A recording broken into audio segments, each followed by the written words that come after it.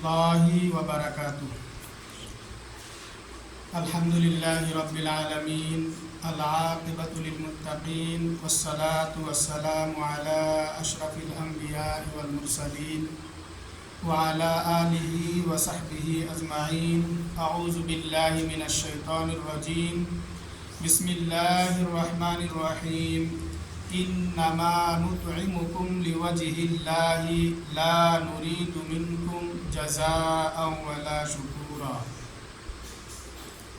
محترم سامعین، اس سے پہلے کی درس میں ذکر کیا گیا تھا کہ تمام اعمال کا دار و مدار نیتوں پر ہے، یعنی ہر آدمی کو، ہر شخص کو، ہر انسان کو اپنے اعمال سے وہی چیز ملیں گے جس کی انہوں نے نیت کرتا ہے.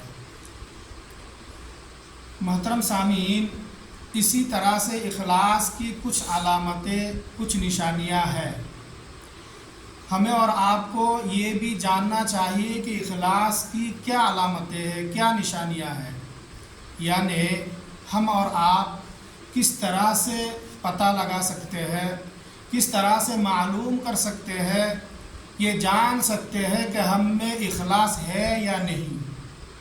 محترم حضرات، اہل علم میں اس کی کچھ نشانیاں، کچھ علامتیں بیان کیا ہے، جس کے ذریعے سے، جس کے بنا پر ہم اور آپ پتہ لگا سکتے ہیں، جان سکتے ہیں کہ ہم میں اخلاص ہے یا نہیں.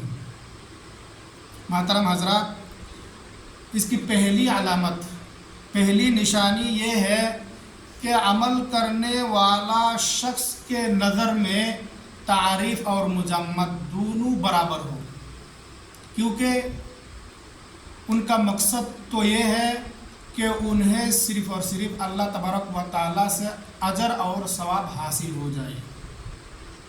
چاہے کوئی تعریف کرے یا مذمت کرے، چاہے کوئی تعریف کرے یا نہ کرے، ان کے پاس اس کی کوئی حیثیت نہیں ہے، یعنی وہ اس سے بے پرواہ ہے. الگ اور تھلگ ہے جو عبادت اور بندگی، جو عمل وہ کر رہے ہیں، اس کے متعلق ان کے لیے کوئی تعریف کرے یا نہ کرے، کوئی کچھ کہے یا نہ کہے، وہ اس سے بے پرواہ رہتے ہیں. ان کے پاس اس کی کوئی حیثیت نہیں ہے.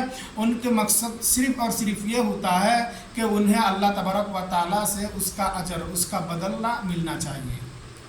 جیسا کہ اللہ تبارک و تعالیٰ نے سورۃ الدہر میں فرمایا، انما نطعمکم لوجہ اللہ لا نرید منکم جزاء ولا شکورا. ہم تو تمہیں بس اللہ کی رضا کے لیے کھلاتے ہیں، ہمیں تم سے کوئی بدلہ بھی نہیں چاہیے اور نہ شکر چاہیے. یعنی اگر ہم کسی کو احسان کرتے ہیں یا کھانا کھلاتے ہیں تو ہمیں، ہمارا مقصود، ہماری نیت یہ ہونا چاہیے کہ ہمیں اللہ تبارک و تعالیٰ اس کا اجر و ثواب عطا کرے. یہ نیت نہیں ہونی چاہیے کہ ہمیں اس سے کوئی بدلہ ملے، کوئی اس سے شکر، وہ میرے شکر ادا کرے. یعنی بہت لوگ ایسے بھی کرتے ہیں کہ احسان کے بدلہ احسان کرتے ہیں کہ ہم نے اسے احسان کریں گے تو وہ بھی ایک دن مجھے اس کے بدلے میں احسان کرے گا، ہم انہیں کھانا کھلائیں گے تو ایک دن وہ بھی مجھے کھانا کھلائے گا. ہمارے اندر یہ چیز نہیں ہونی چاہیے، بلکہ ہمارے اندر یہ ہونی چاہیے کہ ہمیں اس کا اجر و ثواب اللہ تبارک و تعالیٰ ہی عطا کرے گا.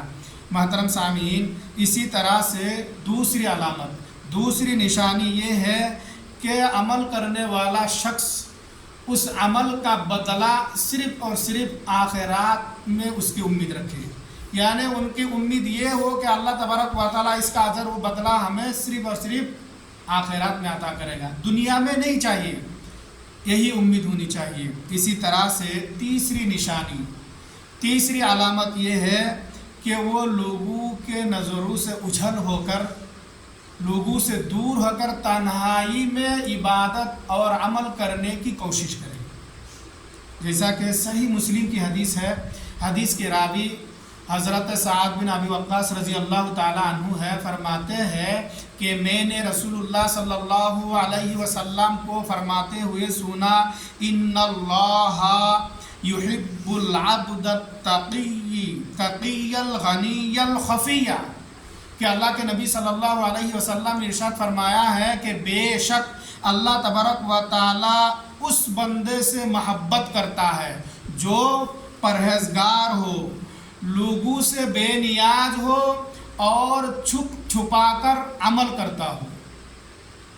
मोहतरम सामीन, इस हदीस मुबारका से क्या मालूम हुआ कि अल्लाह तबारक व ताला उस शख्स से मोहब्बत कर लेता है, उस शख्स को पसंद फरमाता है जो शख्स परहेजगार हो, तकवा वाले हो, अल्लाह तबारक व ताला से डरता हो और वो लोगों से बेपरवाह हो और तन्हाई में अकेले में छुप छुपा कर अल्लाह तबारक व ताला की इबादत करता हो, नेक अमल करता रहता हो।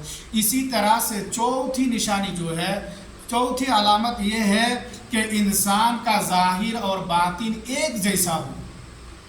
ऐसा ना हो कि वो ज़ाहिरी तौर पर कुछ है और बातिनी तौर पर और कुछ है, और ये निफाक की अलामत है और निफाक इखलास के ख़िलाफ़ है।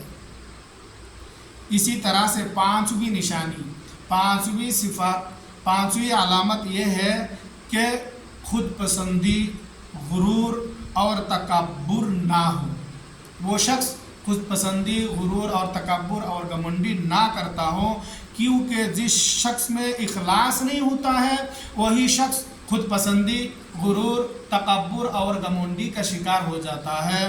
गोया इन सारी चीज़ों से इज्तनाब करना ही इखलास की अलामत है। मोहतरम हज़रात, आज की इस मुख्तसर दर्स से हमें और आपको जो बात मालूम हुआ है खुसूसी तौर पर, उसमें से पहली बात यह है कि इखलास की कुछ अलामतें हैं जिसके ज़रिए से हम मालूम कर सकते हैं कि हमें इखलास है या नहीं।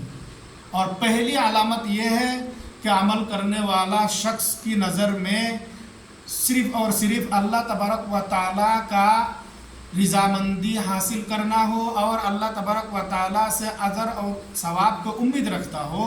उनकी नज़र में ये ना हो कि लोग मेरी तारीफ़ करें, यानी तारीफ़ और मज़म्मत दोनों बराबर हो, उनके पास तारीफ़ और मज़म्मत की कोई हैसियत ना हो।